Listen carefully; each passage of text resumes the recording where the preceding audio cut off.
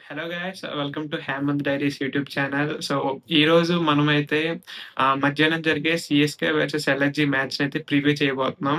And అలానే ఎప్పటిలానే మనం ఫస్ట్ బోత్ టీమ్స్ యొక్క స్ట్రాటజీస్ అండ్ బోత్ టీమ్ యొక్క వీక్‌నెసెస్ అన్నీ మాట్లాడుకుందాము. Strengths, weaknesses. దాని తర్వాత వచ్చేసి మనకి పిచ్ కండిషన్స్ అండ్ టాస్ అనమాట.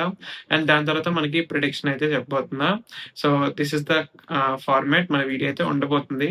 అండ్ ఈరోజు మనకి ఇంకో మ్యాచ్ కూడా ఉంది. RCB versus Mumbai. మనం దాని గురించి లాస్ట్‌లో మాట్లాడదాం. మనం ఫస్ట్ అయితే సీఎస్‌కే వర్సెస్ ఎల్ఎస్‌జీ మ్యాచ్ గురించయితే మాట్లాడదాం. So, let's dive into the video guys.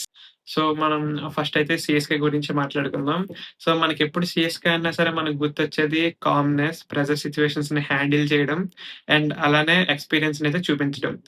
ఇది మనకి తరతరాలుగా మనకి సంవత్సరాల నుంచే వస్తుంది.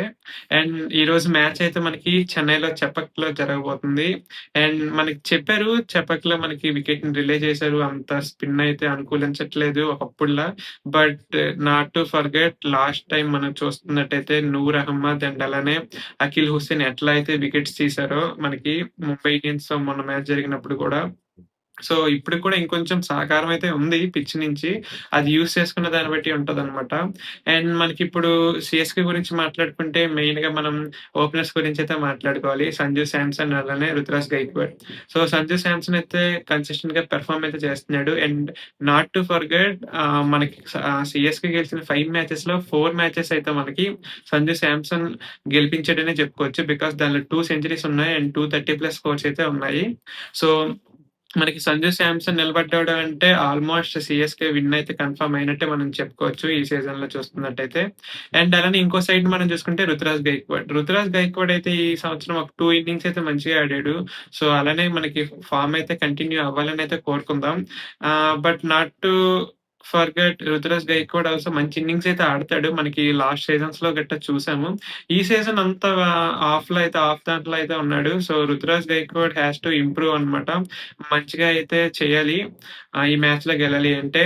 అండ్ అలానే మనకొచ్చేసి కార్తీక్ శర్మ కూడా ఒక పక్క సపోర్ట్ ఉంటే చాలా మంచిగా అయితే ఆడుతున్నాడు. ఇనీషియల్‌గా స్టార్టింగ్ కొన్ని మ్యాచెస్ అయితే అంత అయితే ఆడలేదు. బట్ లాస్ట్ 2 మ్యాచెస్‌లో చూసుకుంటే సంజు శాంసన్‌కి అండ్ రుతురాజ్ గైక్వాడ్‌కి మంచి సపోర్ట్ అయితే ఇచ్చాడనే చెప్పుకోవచ్చు. సో, మనకి అండ్ అలానే బౌలింగ్ డిపార్ట్‌మెంట్‌లోకొచ్చేసరికి కూడా అంశుల్ కంబోజ్ అయితే మంచిగా అయితే డెత్ ఓవర్స్ లేదంటే ఇనీషియల్ ఓవర్స్ అయితే పవర్ ప్లేలో అయితే మంచి బౌలింగ్ అయితే ఏస్తున్నాడు. Along with dot balls and wicket taking ability కూడా ఉందన్నమాట. అండ్ అలానే జెమీ ఓటన్ ఎప్పుడు బాల్ ఇచ్చినా సరే ఒక వికెట్ అయితే తీస్తున్నాడు. అండ్ అలానే మనకి బౌన్సర్స్‌తో ఇబ్బంది పెట్టే ఛాన్స్ ఉంది ఎల్ఎస్‌జీ బ్యాటర్స్‌కి. సో, జెమీ వాటన్‌ని కూడా మనం తక్కువ అంచనా అయితే ఎయలేము. అండ్ అలానే చెపక్ కండిషన్స్‌కి తగ్గట్టయితే మనకి బౌలింగ్ ఉంటది చెన్నైదెప్పుడు. ఈ మ్యాచ్‌లో అయితే అకిల్ హుస్సేన్, నూర్ అహ్మద్ అయితే తప్పకుండా ఉంటారు. బట్ రాహుల్ చహర్‌ని తీసుకొస్తారా? లేదు అంటే వాళ్ళ ముఖేష్ చౌదరి, అంశుల్ కంపోజ్, జమీ ఓటన్‌తోనే వెళ్తారా అని చెప్పేసి వెయిట్ చేయాల్సింది. బట్ నా ప్రకారం రాహుల్ చహర్‌ని అయితే తీసుకురారు. బికాజ్ దీస్ స్పిన్ పెయిర్ అయితే మంచిగా డిస్ట్రాక్షన్ ఎలా చేస్తుందో మనం చూస్తుండొచ్చు. వాళ్ళైతే తీసుకురారు. అండ్ ఇది చెన్నై గురించి. అండ్ మనకి నెక్స్ట్ ఎల్ఎస్‌జీ గురించి చూసుకున్నట్టయితే సీజన్ స్టార్టింగ్‌లో కొంచెం ఆన్ ఆఫ్‌గా అయితే కనపడ్డారు. బట్ లాస్ట్ 2 మ్యాచెస్, 1 మ్యాచెస్‌లో అయితే వాళ్ళ ఓపెనర్స్ మంచిగా అయితే ఇచ్చారు. స్టార్ట్ చేశారు. అండ్ లాస్ట్ మ్యాచ్‌లో మిచెల్ మార్ష్ అయితే చాలా మంచిగా అయితే బ్యాటింగ్ చేసాడని చెప్పొచ్చు. మంచి ఫార్మ్‌లోకి అయితే వచ్చాడు మిచెల్ మార్ష్. అండ్ అలానే మార్ష్‌కి సపోర్ట్‌గా నికోలస్ పూరన్ కూడా పెర్ఫార్మ్ చేయాలి. నికోలస్ పూరన్ ఈ సీజన్ అంత పెద్దగా ఏం పెర్ఫార్మ్ చేయట్లేదు. నికోలస్ పూరన్ అయితే పెర్ఫార్మ్ చేయాల్సిన అవసరం అయితే ఉంది ఇప్పుడు. అండ్ అలానే ఐడెన్ మార్కరమ్ కూడా మనకి వాచ్ ఔట్ ప్లేయర్ ఈ మ్యాచ్‌లో. మంచిగా స్పిన్ వేయగలడు. అండ్ అలానే పెద్ద పెద్ద షాట్స్ కూడా కొట్టగలడు మిడిల్ ఆర్డర్‌లో. సో, మనకి ఐడెన్ మార్కరమ్ కూడా ఈ మ్యాచ్‌లో అయితే మంచిగా పుంజుకోవాలని అనుకుంటున్నాను. మనకి వీక్‌నెసెస్ గురించి మాట్లాడుకుంటే మిడిల్ అవర్స్‌లో స్పిన్ ప్రెషర్‌ని అయితే ఎక్కువ హ్యాండిల్ చేయలేరు వాళ్ళ బ్యాట్స్‌మెన్స్ వచ్చేసి. సో, అదేమైతదంటే ఒక 2 వికెట్స్ పడితే స్కోరింగ్ రేట్ అనేది చాలా తగ్గిపోతుంది ఎల్ఎస్‌జీకి. అదైతే వాళ్ళు రెక్టిఫై చేసుకోవాలి. అండ్ అది సీఎస్‌కేకి పెద్ద అడ్వాంటేజ్‌గా అయితే మారొచ్చు. బికాజ్ ఆడుతుంది చెపక్‌లో స్పిన్ పిచ్ అయితే స్పిన్‌కి మంచిగా అయితే వస్తుంది. అండ్ వీళ్ళ చెన్నై దగ్గరైతే మంచి స్పిన్ అటాక్ అయితే ఉంది. ఇదైతే మంచి కాంటెస్ట్ అవ్వబోతుంది. వీళ్ళైతే ఎలా ఎదుర్కొంటారు అని జెప్పేసి.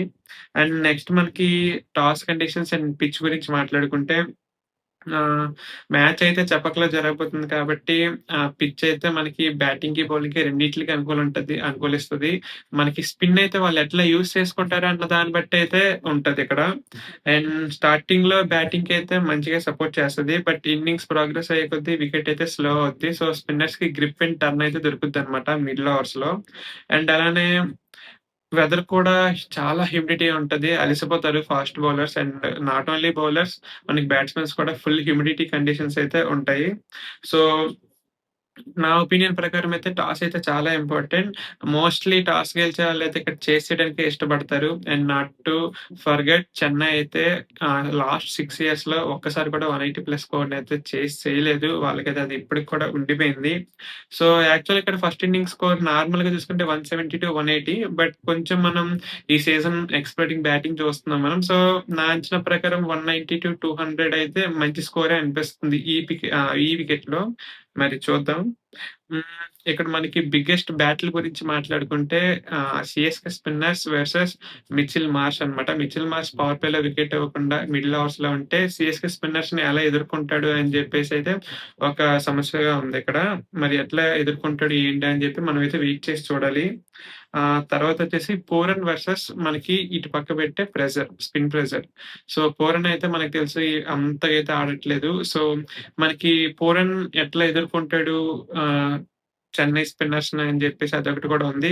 అండ్ అంశుల్ కంబోజ్ అయితే పవర్ ప్లేలో మంచి వికెట్స్ తీస్తున్నాడు. సో, ఇనీషియల్‌గా వికెట్స్ తీయాలని అంశుల్ కంబోజ్ కూడా అనుకుంటాడు.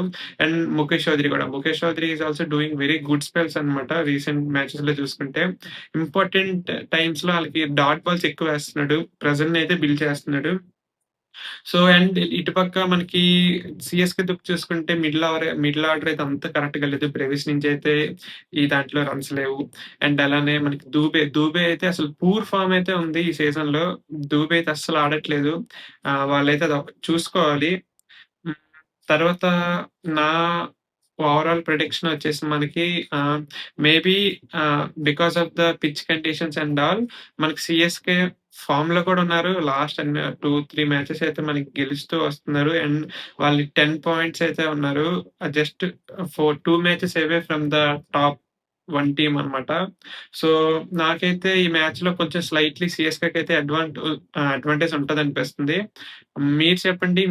మీ మీ ఒపీనియన్ ప్రకారం ఎవరికైతే అడ్వాంటేజ్ ఉంటది? ఎవరు గెలుస్తారనుకుంటున్నారు ఈ మ్యాచ్? అలానే సంజు శాంసన్ ఈ మ్యాచ్‌లో 50 ప్లస్ కొడతాడా లేదా అని చెప్పి కిందైతే కామెంట్స్‌లో పెట్టండి. అండ్ అలానే మనకి నెక్స్ట్ మ్యాచ్ చూసుకుంటే నైట్ మ్యాచ్ వచ్చేసి మనకి Mumbai Indians RCB versus Mumbai Indians రాయ్‌పూర్‌లో ఆడుతున్నారు. And not to forget Raipur అనేది మనకి మంచిగా బౌలింగ్‌కైతే సహకరిస్తది. ఇనీషియల్‌లో ఆ స్వింగ్ అండ్ అలానే మిడిల్ ఆర్స్‌లో స్పిన్నర్స్‌కైతే మంచిగా అయితే మనకి టర్న్ అండ్ గ్రిప్ అండ్ మంచిగా సహకారం అయితే ఉంటది. సో, ఇటు సైడ్ చూసుకుంటే మనకి మంచి బౌలింగ్ అటాక్ అయితే ఉంది ఇనీషియల్ దాంట్లో ఫర్ బోత్ టీమ్స్. ఇటు సైడ్ భువనేశ్వర్ కుమార్, హసల్‌వుడ్ ఉంటే అటు సైడ్ ఏమో మనకి దీపక్ చహర్ అండ్ అలానే హార్దిక్ పాండ్యా దాని తర్వాత మనకి మంచి మంచి బౌలర్స్ అయితే నాట్ టు ఫర్‌గెట్ బుమ్రా అయితే ఉన్నాడు. సో, వీళ్ళిద్దరూ ఎట్లా డిఫెండ్ చేసుకోగలుగుతారు లేదా ఏంటా అని చెప్పేసి చూడాల్సిందే మ్యాచ్ అయితే. సో, ఈరోజు మనకి సండే, ఫండే మంచి 2 మ్యాచెస్ కూడా మంచి ధమాకా మ్యాచెస్ అయితే ఉన్నాయి. అస్సలు మిస్ కాకండి. అండ్ అలానే మీ కామెంట్స్‌లో చెప్పండి. నైట్ మ్యాచ్‌లో ఎవరు గెలుస్తారు? ఆర్‌సీబీనా? ముంబైయా? ఆర్‌సీబీ ఫస్ట్ టైమ్ ఆడుతున్నారు రాయ్‌పూర్‌లో అనుకుంటా. సో, వాళ్ళ హోమ్ గ్రౌండ్‌నయితే చేంజ్ చేసుకున్నారు. సెకండ్ హోమ్ గ్రౌండ్‌గా రాయ్‌పూర్‌నే తీసుకున్నారు. సో, మరి ఎవరైతే గెలుస్తారనుకుంటున్నారో కిందైతే కామెంట్ చేయండి. అండ్ అలానే మన ఛానెల్‌ని అయితే సబ్స్క్రైబ్ చేసుకోండి గైస్. హేమంత్ డైరీస్ ఇలాంటి మంచి మంచి కంటెంట్ అండ్ అనాలిసిస్ అయితే మీ ముందుకు తీసుకొస్తాను. అండ్ అలానే ఈ సీజన్ తర్వాత మనకి మంచి వ్లాగ్స్ కూడా రాబోతున్నాయి మన ఛానెల్‌లో. And stay tuned.